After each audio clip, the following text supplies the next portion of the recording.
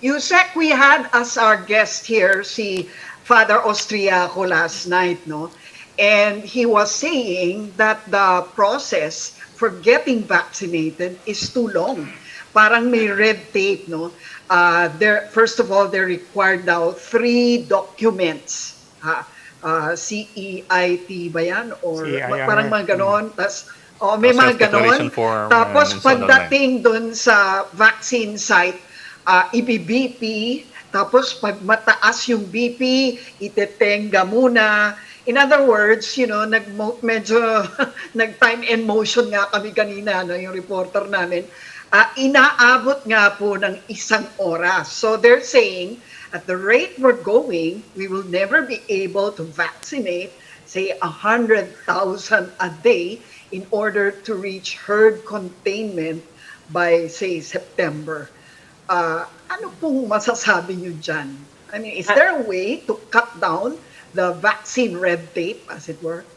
Yes, ma'am. Actually, we have studied that already because we have observed already based on reports and based on this time and motion studies that we have done across the different vaccination sites that really there are these major bottlenecks, no, in our processes that keeps our vaccinees at bay and waiting for long queues, no, and long hours. So one of the things that we have already recommended to the vaccine cluster and we would want to implement actually would be that because the Philippine Society of Hypertension and the Philippine Heart Association have already provided recommendations to the Department of Health that vital sign screening is no longer needed for us to be able to vaccinate an individual. Yes. And looking at the experiences of other countries, there are only a very few countries which is doing this vital sign screening.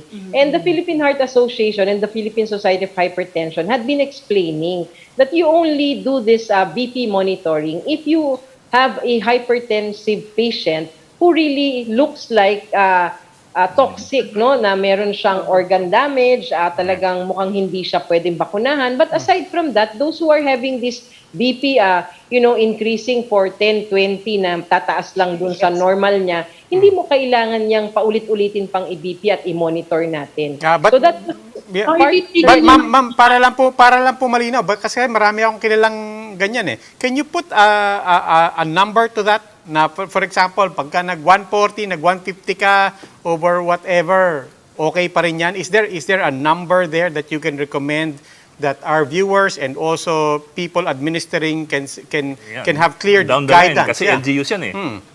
Hindi, baka ititigil, are you planning to stop na? Kasi yun ang sinasabi nila eh. If you're hypertensive, you have comorbidity, kaya nga kailangan mo yung vaccine. Diba? Yes, we have and if you have a heart problem, comorbidity yan, that's why you need the vaccine. Bakit pa isusukat? Yes, so exactly. Are you planning to stop na lang yung mga ganun check? Kasi tumatagal lang eh. Sila yung priority eh.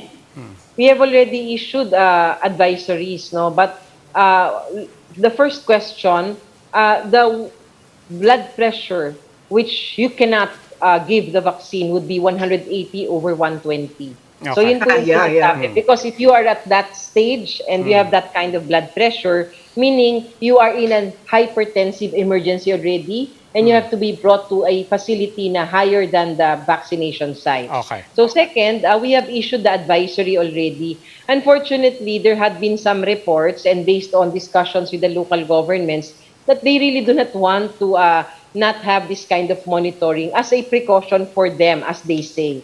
But we are trying to assure... Tatakot, baka may mangyaring emergency doon at hindi But that brings us to the question, sino masusunod?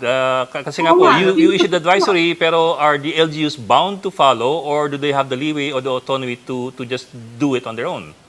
They are bound to follow because we set the guidelines, we set the standards, and they should follow. Unfortunately, as you all know, the local governments or the local healthcare workers, whenever, of course, this is some precaution for them, as they say. and they still do it. But hopefully, the dissemination of this advisory would be taken already, no, and accepted by our local government, so that we can be able to minimize or shorten the time that people has to stay in the Yeah. vaccination. So it's an order. It's an order. It is not a persuasive statement. It's an order. Yes, it's part of the guidelines actually. If you look at the deferrals, those people who are being deferred and not being vaccinated, Yes. one of the reasons why would be that because there is this increase in blood pressure. But you know that it Oo. increases before you get Siyempre, vaccinated. kinakabahan nga. You're anxious and all, but after a while it gets it lowers Right. down. So it should not be a Yes. reason for us to defer unless you have 180 over 120 and higher, and you cannot Okay. vaccinate Yeah. at that point. Ma'am, just to be clear, What para about the pumalinaw, ano? so what you're saying is that hindi dapat kukuha ng blood pressure pa, not unless obviously in distress na yung tao, in which case mukha talagang may problema ka sa blood pressure, we will test you. Tama ho? Yes, sir. And actually, in the guidelines, we have stated, no? So for those people who they think should be monitored for their blood pressure, you should have a separate lane for them instead of having people wait at, the queue becomes longer and longer because they're waiting for this person to be Right. monitored for how many minutes and then take the blood pressure again. So that's part of our guidelines as well.